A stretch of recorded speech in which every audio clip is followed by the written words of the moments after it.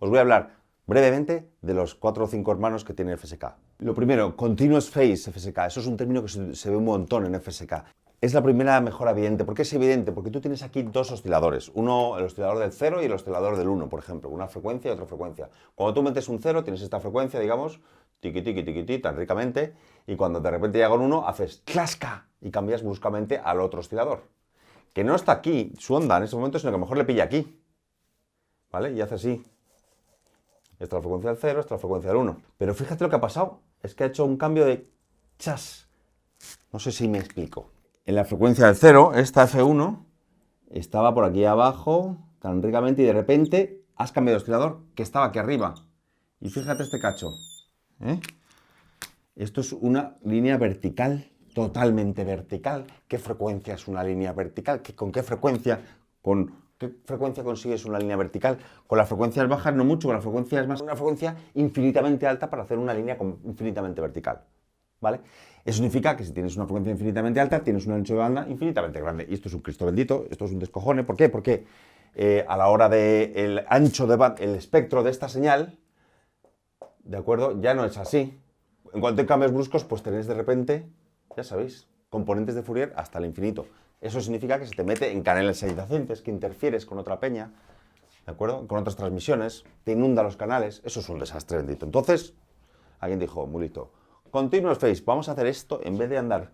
¿Cómo hacemos para que se sincronicen los dos? Para que cuando cambie del 0 al 1, el uno no le pille en un lado y el otro. Vamos a hacer lo siguiente. Vamos a construirlo, en vez de con eso, con un solo aparato. Un solo aparato que pueda cambiar su frecuencia. Y esto lo hemos visto en clase, ¿os acordáis?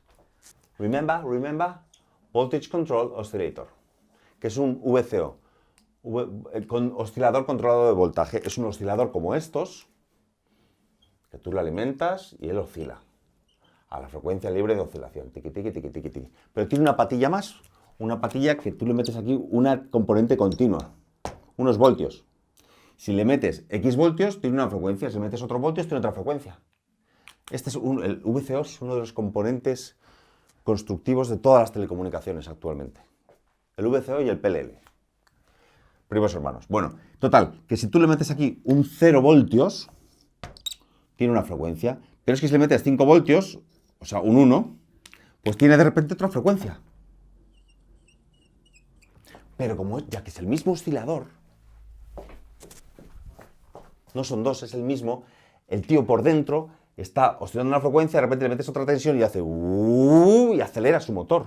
Pero no pasa de 8.000 revoluciones a 3.000 revoluciones de golpe, sino que hace el 1, el 0, el 1, el 0. ¿Me explico? Entonces ya no tienes estos saltos canallas que hablábamos. Y entonces el ancho de banda ya no se te desparrama. Contienes más. ¿Right? Lo contienes. Continuous Phase. La siguiente mejora, esta se le ocurrió a los muchachos de Bluetooth. Ya conocéis la historia de Bluetooth, maravillosa. Es el Gaussian FSK. ¿Qué consiste Gaussian FSK? Pues los chavales de Bluetooth discurrieron así, dijeron, a ver, vamos a ver. La FSK normal son dos osciladores y tú vas cambiando clac, clac. Son como dos coches, ¿no? Este va a una velocidad, este va a otra. Y tú vas a montar un coche y luego saltas al otro. Y luego saltas al otro y cada uno va a una velocidad y eso es bastante brusco. No lo probéis. Los del Continuous Phase dijeron, no, solo un coche. Y vamos a 80 y vamos a 120. A 80 y a 120, dos velocidades. Bien. Los del Gaussian FSK dijeron, no, vamos a hacerlo que este acelerón sea más lento. Es decir, que no pase del 0 al 1, del 80 al 120 tan bruscamente. Vamos a meterle un filtro gaussiano, esos filtros de campana que os ponen los profesores para ver quién aprueba, quién suspende, un filtro gaussiano para suavizar, no es un filtro pasa-baja. ¿Para qué? Para suavizar esta señal de ceros y unos sea más suave. Antes de meterlo al VCO. El 1, el 0, el 1, el 0. Entonces, pasas de 120 a 80, pero más despacio. Entonces ya no es tan brusco, es una cosa más, digamos... Voy a intentar dibujarlo. ¿Ves? Hay una deceleración. ¿Y esto para qué, profe? Bueno, pues porque esto es una señal más con menos cambios, con lo cual el ancho de banda es menor. En una FSK el ancho de banda es así, en una Continuous Phase FSK el ancho de banda es así, en una Gaussian el ancho de banda es así. Y se puede apretar más. ¿Cómo? Otro hermano. el MSK, mirad. M de Minimum Frequency Shift Keying. Es el mínimo teórico, bueno, y práctico en que puedes hacer el ancho de banda es que las dos frecuencias, del 0 y del 1, sean lo más parecidas posible. Y existe un límite teórico. Y eso es el que utiliza el MSK. Es decir, que la frecuencia para uno es simplemente el doble que la otra. Es lo mínimo, lo más que se pueden parecer. Es decir, sería, si esto es un 1 y este es el 0, pues este tiene que ser justo con el doble de frecuencia. Esta frecuencia es la mitad que esta. Ya está.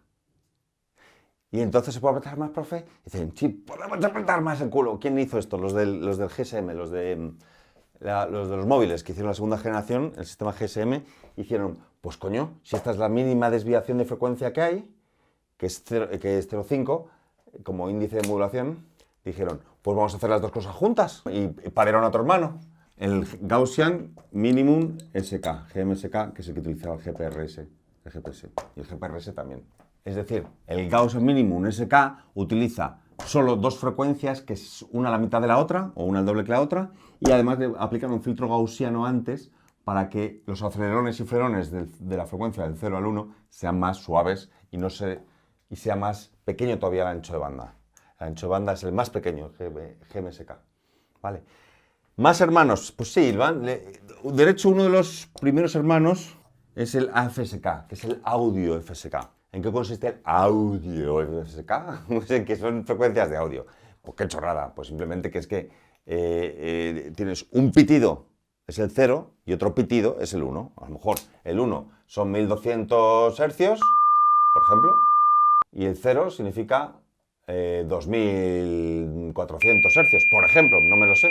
Lo que sí sé es que están por ahí, porque son dentro del audible, ¿no? La voz anda en torno a 1 kilohercio y los sistemas de audio aguantan, te cogen los de telefonía malos te cogen los 3 primeros kilohercios, con lo cual sé que están por debajo de los 3 primeros kilohercios. ¿Por qué haces esto? Pi, pi, pi, pi, pi. Son dos pitidos, un pitido para el 0 y un pitido para el 1. Y dices, pero profe,